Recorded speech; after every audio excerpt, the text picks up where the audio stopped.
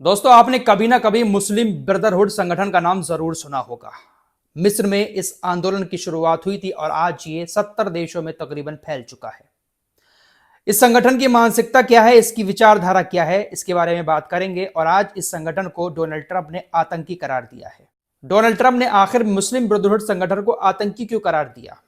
क्या है इसकी सबसे बड़ी वजह? और जब अमेरिका किसी को आतंकी करार देता है, उसके ऊपर इनाम रख देता है, तो आप सोच सकते हैं कि उसकी मानसिकता कैसी होगी। मतलब सामने वाले संगठन की मानसिकता कैसी होगी जो अमेरिका उसको आतंकी करार दे रहा है। क्योंकि अमेरिका बड़े बड़े आतंकियों को गले लगा लेता है, जो उसके मतलब का काम करते हैं उन्हीं आतंकियों को गले लगा लेता है, और जो अमेरिका के मतलब का काम नहीं करते हैं वो आतंकी बन जाते हैं। फिलहाल मुस्लिम ब्रदरहुड के बारे में आगे बात करेंगे। साथ ही साथ हिजबुल्लाह के कई सारे बड़े कमांडर्स को इजराइल ने मार दिया है। एक जंग उधर भी अब नई शुरू होने वाली है, इस पर भी बात करेंगे। ईरान ने कह दिया है कि अब हिजबुल्लाह को पूरा हक है बदला लेने का, क्योंकि उसके बड़े बड़े कमांडर्स को इजराइल ने मारा है। साथ ही साथ अफगानिस्तान के ऊपर पाकिस्तान की बेर स्ट्राइक हुई, जिसमें कई सारे बच्चे और महिलाएं मारे गए। इन तमाम खबरों पर विस्तार से चर्चा करेंगे, लेकिन इससे पहले एक बहुत जरूरी जानकारी मैं अपने देश के तमाम लोगों को देना चाहता हूं। वो जानकारी है एसआईआर से जुड़ी। बहुत सारी चीजें मैं आप लोगों को पहले ही बता चुका हूं, ज्यादा एसआईआर के बारे में बात नहीं करूंगा। बस इतना कहूंगा कि आप सभी ने शायद अब तक फॉर्म भर लिए होंगे, नहीं भरे हैं तो जल्द से जल्द भरकर बीएलओ को जमा कर दें। देखिए, जिन लोगों के नाम 2003 की वोटर लिस्ट में हैं वो भी मेरी बात ध्यान से सुने, और जिन लोगों के नाम नहीं है वो भी मेरी बात को ध्यान से सुने। हमारे पास कुछ ऐसे डॉक्यूमेंट्स हैं जिनका होना बहुत ज्यादा जरूरी है। हमने एसआईआर का फॉर्म भर के तो जमा कर दिया है। जिन लोगों के पास 2003 के कागज नहीं है उनको तो डॉक्यूमेंट्स दिखाने ही दिखाने हैं। 9 दिसंबर के बाद नई लिस्ट जारी होगी, उसके बाद नोटिस आएगा, हमें अपने डॉक्यूमेंट दिखाकर यह साबित करना होगा कि हम इस देश के नागरिक हैं।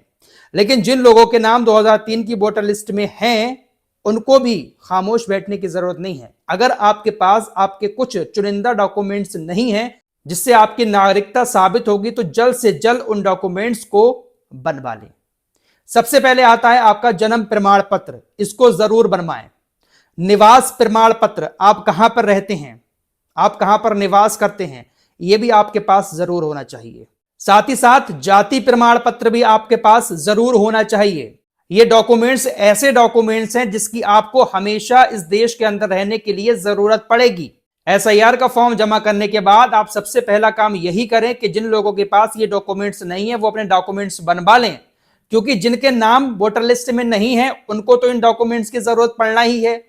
लेकिन जिनके नाम हैं उन्होंने फॉर्म भर दिया है, तो आपने देखा होगा कि 2003 की जो लिस्ट है उसमें ज्यादातर लोगों के नाम गलत हैं, बहुत सारी कमियां हैं। तो हो सकता है उन्हीं कमियों की वजह से हमने ये जो फॉर्म भरा है वो रिजेक्ट हो जाए, हमारा नाम नई वोटर लिस्ट में ना आए और हमारे पास भी नोटिस आ जाए, और उसके बाद हमें भी डॉक्यूमेंट्स दिखाने पड़ जाएं। तो सबसे पहले इन डॉक्यूमेंट्स को बनवा कर रखें। 10th की मार्कशीट है, उसमें अगर नाम वगैरह गलत है तो उसको भी सही करा के रखें। अपना बर्थ सर्टिफिकेट यानी जन्म प्रमाण पत्र बनवा कर रखें, निवास प्रमाण पत्र बनवा कर रखें, जाति प्रमाण पत्र भी जरूर बनवाएं। तो ये डॉक्यूमेंट्स इनको आपको बनवाना है, अभी बहुत वक्त है नई वोटर लिस्ट जारी होने में।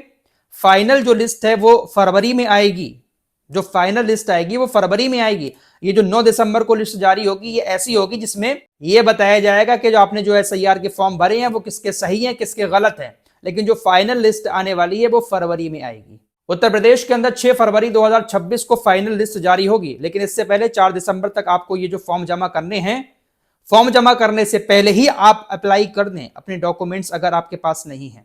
फिलहाल आगे बढ़ते हैं। डोनाल्ड ट्रंप ने मुस्लिम ब्रदरहुड संगठन को आतंकी करार दिया है। दरअसल इसके ऊपर यह आरोप लगाए गए हैं कि यह आंदोलन जो है, जो मिस्र से 1928 में शुरू हुआ था, यह आंदोलन पूरी दुनिया के अंदर शरिया कानून को लागू करना चाहता है। मुस्लिम ब्रदरहुड 70 से ज्यादा देशों में फैला हुआ एक सहयोगी संगठन है और इसे एक अंतरराष्ट्रीय सुन्नी इस्लामी आंदोलन माना जाता है। मुस्लिम ब्रदरहुड संगठन का मेन मकसद पूरी दुनिया के अंदर शरिया कानून को लागू करना है, कि कोई भी शख्स अगर है तो वो शरीयत के कानून के मुताबिक अपनी जिंदगी गुजारे। 1928 में मिस्र के अंदर हसन अल बन्ना ने इसकी शुरुआत की थी। सीरिया, सूडान, कुछ अफ्रीकी देश, फिलिस्तीन और कुछ और देशों के अंदर ये बहुत तेजी के साथ अब तक फैल चुका है।